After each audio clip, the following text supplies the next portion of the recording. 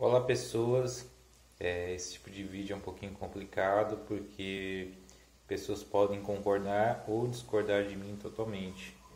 É a polêmica do Eduardo Bolsonaro ser cogitado a assumir a embaixada dos Estados Unidos.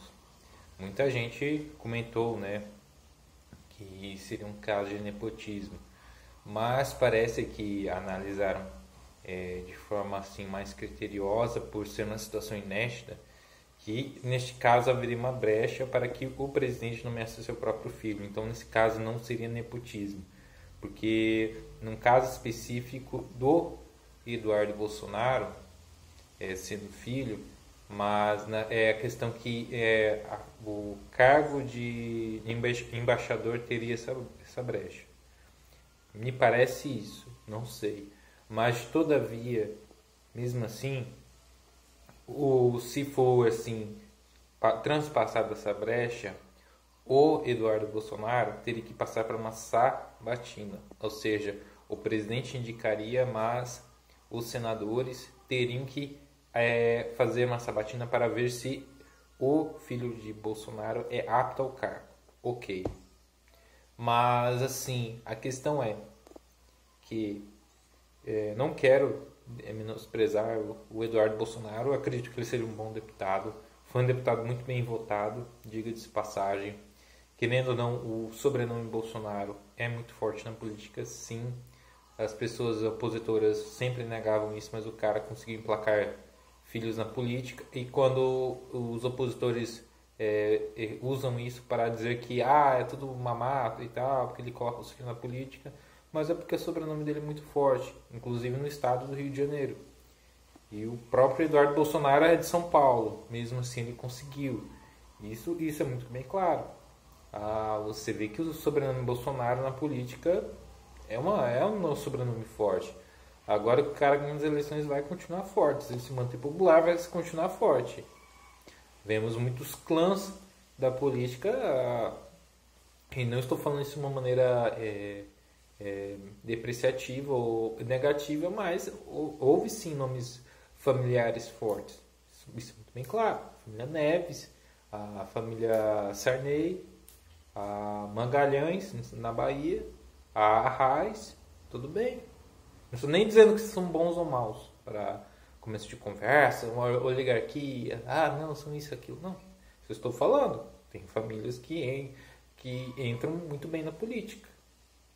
Há políticos assim notórios que seus filhos continuaram esse tipo de coisa. Isso é muito bem claro. Eu estou fazendo juízo de valores deles antes de mais nada. Eu estou falando que, por exemplo, governadores, como é o caso do Richa. O Richa, o pai dele também, o José Richa, foi governador no ano passado e o filho dele foi governador do Paraná. A família, deixa eu ver de quem? Do Eduardo Campos. O avô dele foi governador do Pernambuco, ele também foi. Interessante isso. Mas o caso que o Eduardo Bolsonaro realmente é um político que tem uma certa expressão. Não por ser filho de Jair Bolsonaro, mas ele já brigou por muitas coisas na Câmara. E quando ele fala que é só mais um, ele está se autodepreciando. Eu penso dessa forma, porque o cara ele lutou por coisas importantes na Câmara. E a questão é que eu acho, sendo mais objetivo, ele fora da Câmara, eu não sei que suplente que entraria, até porque esse PSL, nem todos os deputados federais, nem todos os seus filiados, eu acho confiável. Melhor ter o filho dele por perto do que ele lá nos Estados Unidos em uma função burocrática e não tem, quem entra no lugar dele é mais um Xing Ling, é mais uma Carla Zambelli, é mais um Alexandre Frota. Quem que vai entrar no lugar dele? Quem é essa pessoa que vai entrar no lugar dele? A questão é essa. Eu não estou... o meu posicionamento eu acho que ele não deve ir. Mas não porque ele é incompetente, ele não tem isso, porque ele é filho do Bolsonaro, porque pega mal. Não. Eu acho que a questão é que no momento de agora, eu acho que teria que se escolher um nome mais técnico. Claro que alguém de confiança, alguém que não seja uma pessoa questionável, sim. Nem, por exemplo, nós tivemos no passado e coloque qualquer Zé Ruela. Eu estou falando que Eu acho que o Carlos Bolsonaro é mais importante aqui na Câmara, no Brasil, do que lá. Um cargo burocrático, uma coisa distante. Claro que ele poderia fazer algo pelo Brasil lá. Claro que o Brasil teria que ter uma aproximação, claro que não submissa, diga-se de passagem, com os Estados Unidos. Porque o pessoal da esquerda e tal fala que o Brasil não deve ser submisso aos Estados Unidos. Claro que não deve ser submisso. Mas quando qualquer tipo de reaproximação é submissão. Eles querem um afastamento total. E o afastamento total também não é bom. A gente tem que, até certo ponto, a gente tem que ter boas relações com todo mundo. Porque o Brasil, na posição onde ele está, ele não é um país qualquer. Ele é o 5º maior país do mundo em território. É o 6º ou 7º maior país do mundo em população. É uma das maiores economias do mundo. Por mais que já está em crise, não sei o que, mas ainda é uma das maiores economias do mundo. Agora já tem destaque lá fora. Mesmo com toda a negatividade, o Brasil é um país com muita importância. Sim. A questão é que eu acho que no momento atual o Eduardo não acho, por uma questão de estratégia, uma questão de que ele pode continuar fazendo um bom trabalho na Câmara, pelo fato que seu suplente, eu não sei se seu suplente faria algo à altura, ainda mais que o PSL tem seus nomes muito questionáveis, diga-se de passagem. O PSL tem muitos parlamentares que eu não julgo confiáveis. Tem nomes que poderiam ter uma alçada e uma experiência maior para o cargo lá fora. Não estou falando que ele é inexperiente, que ele não é competente. Eu só acho que no momento ele não está assim totalmente pronto para esse tipo de coisa. Ele é bastante jovem.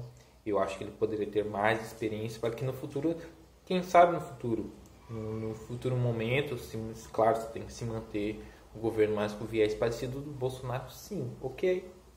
Mas por que no futuro ele não pode? Porque tem que ser agora. Não sei. A questão eu acho que não é interessante. Não é interessante? Mas é porque você acha que é nepotismo, não sei o quê, porque a mídia tá falando mal, porque fulano tá falando mal, porque o Lavo tá falando mal, porque o Nando Moura também não gostou. Eu acho que seria complicado, que ele teria que ter um pouco mais de experiência, um pouco mais de arcabouço para o cargo. Sei que ele fala inglês muito bem, que ele tem um currículo interessante, que ele tem pós-graduação, que ele fala fluentemente bem inglês. E ele fala fluentemente bem inglês, eu acho. Ele é um cara, assim, que ele é policial federal, então, ou seja, é um cara que procura se sempre estar bem preparado. É um cara que sofreu uma certa injustiça com a Patrícia Leles. A questão da Patrícia Leles, ela é uma pessoa doente, uma pessoa que precisa ser tratada, porque a mitomania dela não é uma coisa de sacanagem, ela é doente mesmo. Ela já inventou histórias com outras coisas, sem ser com o Eduardo Bolsonaro e o Marco Feliciano. Ela inventou um filho, ela inventou que mora num apartamento que não é dela. Ela cria realmente coisas, ela precisa realmente de ajuda. Não é por maldade, ela é uma pessoa doente, muito doente, séria. Muita gente leva essa mulher a sério. E ele se prejudicou, né? A mídia podre, né? A PT 247, que é a Brasil 247, Cartacactal, essas coisas. Falar, são namorados. Nossa, isso aqui lá. Comprando, porque já era de cunho negativo, para eles acatam, mesmo sendo verdade ou não. Então acho que é um cara que no futuro, quem sabe, ele possa ser. Mas agora, no momento, não é o nome mais interessante. E nem é pela questão do nepotismo, do provável nepotismo. Eu acho que se há essa brecha, legalmente, então o Bolsonaro não cometeu um crime. Ele não seria empichado porque existe essa brecha. Então, legalmente, não é um motivo para pedir o impeachment. Mas, pega um pouco mal? Pega. Na verdade, tudo que o Bolsonaro faz ou deixa de fazer, a mídia, claro que a mídia inventa isso aqui, ó, periquitinho de nada. Isso aqui, claro que inventa. Mas realmente não é uma coisa bacana. Eu acho que é uma coisa que é mais armas para que os oponentes do governo, oponentes de tudo, modo geral, vão usar. Mais uma coisinha que é mais uma munição. Isso é fato. E a questão que é complicado, assim, como eu posso falar? A questão que o STF mesmo, o Marco Aurélio do STF, foi nomeado pelo Fernando Collor de Mello, seu primo. Tipo assim, o próprio STF tem um caso de nepotismo. Em 1990, o Fernando Collor nomeou seu próprio primo para o STF. Na época, alguém fez alguma coisa? Não. Como é o Bolsonaro agora? Claro que vão falar. Bolsonaro, ele tá numa situação que a gente tem que entender que ele não ele entrou num patamar que agora ele é governo. O Bolsonaro, ele está numa posição que ele é governo. Tudo que ele fizer ou deixar de fazer, vai acontecer críticas. E existem críticas que são depreciativas para, claro, depreciar o oponente, e há críticas que é para colaborar, para demonstrar um erro, um mau passo, uma observação, que todo mundo na vida é criticado. Todo mundo erra. Todo mundo é ser humano, todo mundo é de carne e osso, todo mundo, quando vai número 2, sai fedido, todo mundo, quando vier a óbito, o corpo vai apodrecer, salvo se você não for cremado. Todo mundo faz número 1, número 2. Todo mundo fica doente.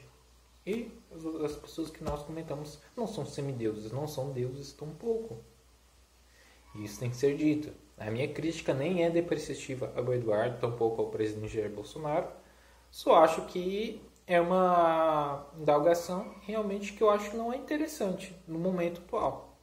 No momento que eu acho que é o cara jovem que ainda tem que ter mais preparo para o cargo. Não, também não é qualquer cargo. É um cargo de embaixador. Existe uma responsabilidade. Dizer que o Trump vai mandar o filho em contrapartida. Não sei. Aí é outra história. Se ele mandar, mandou. Ok, mas eu acho que o Senado não vai querer aprovar o nome dele de forma alguma. Você sabe como é o poder legislativo no Brasil. Ok. E os poderes têm que ser, de certa forma, respeitados. Que está dizendo que você não deva partir para cima ou passar por cima dos outros poderes, como querem os intervencionistas, que não é assim que as coisas funcionam. Até a própria questão da reforma da Previdência, a gente teve que tomar um pouco de cuidado a esse trato com o poder legislativo, porque quando o poder legislativo queria muitas barganhas lícitas, o governo não se prontificou a ceder à chantagem. Foi dito que o governo não sabe articular. Quando o governo faz certas contrapartidas de forma até legal, porque a questão de emendas são coisas discricionárias, são coisas que deviam ser, de qualquer forma, elas teriam que ser liberadas. Inclusive, o próprio Partido dos Trabalhadores foi o partido que mais teve emenda do governo federal e votou 100% contra a reforma da Previdência. Não houve uma compra de cargo. E falaram, o governo pagou propina, o governo é ilícito, o governo subornou os deputados, se venderam. Aí que tá. Até que ponto a crítica é construtiva ou depreciativa. Crítica negativa é criticar por destruir, por ódio. Crítica porque você não gosta, de fato. Não quer aquilo melhor, você quer que aquilo acabe. Como é o caso dos esquerdistas em relação a tudo que aconteça no governo Bolsonaro. Eles querem que o governo Bolsonaro não exista, nunca existisse. Eles querem o governo PT do Lula. Tá? Então é uma coisa bastante complicada. Mas eu acho que no futuro ele deveria sim ser embaixador. No futuro, quem sabe. Eu acho que é um cara que tem potencial. O Eduardo Bolsonaro. Assim, não é um rapaz assim que eu posso dizer um Zé Ruela porque ele é filho do Jair Bolsonaro. Eu enxergo nele bastante potencialidade. nele e no Carlos. No Flávio, infelizmente, você vê que o Flávio não é tão confiável em relação ao caso do Queiroz, mostra bastante isso. Mas, por exemplo, eu acho que o Eduardo tem mais um potencial para que no futuro ele mesmo possa pleitear cargos maiores. Eu acho que ele tem condições, ele e o Carlos. Realmente, o Bolsonaro é bastante forte. Ainda está forte. Eu acredito que continue sempre se fortalecendo, porque já era um sobrenome forte antes das eleições, né? O Bolsonaro conseguiu emplacar seus filhos com muita facilidade na política. Dado o carisma que ele tem, carisma. O carisma dele não foi porque ele é anti-PT, porque o cara ele tem carisma. Ele sabe vender a imagem dele, porque a imagem da gente é tudo. A imagem do Bolsonaro, ele soube fazer sim sua imagem. Ele tem esse marketing pessoal. Os políticos têm esse marketing pessoal, esse trato, esse carisma. Como que eles conseguem cativar as pessoas para que as pessoas votem neles em sufrágios universais? Como? Falar, eu defendo isso, isso, isso. Qualquer um poderia defender as mesmas ideias, mas a forma como ele abordou as pessoas em toda a sua vida pregressa na política, deu certo. Se não desse certo, ele não estaria na presidência da República. Você ainda estaria tentando eleger alguém no PSDB para derrotar o PT. E isso é tão cristalino como a água. Então, este é meu ponto de vista. Forte abraço, até o próximo vídeo, se Deus quiser.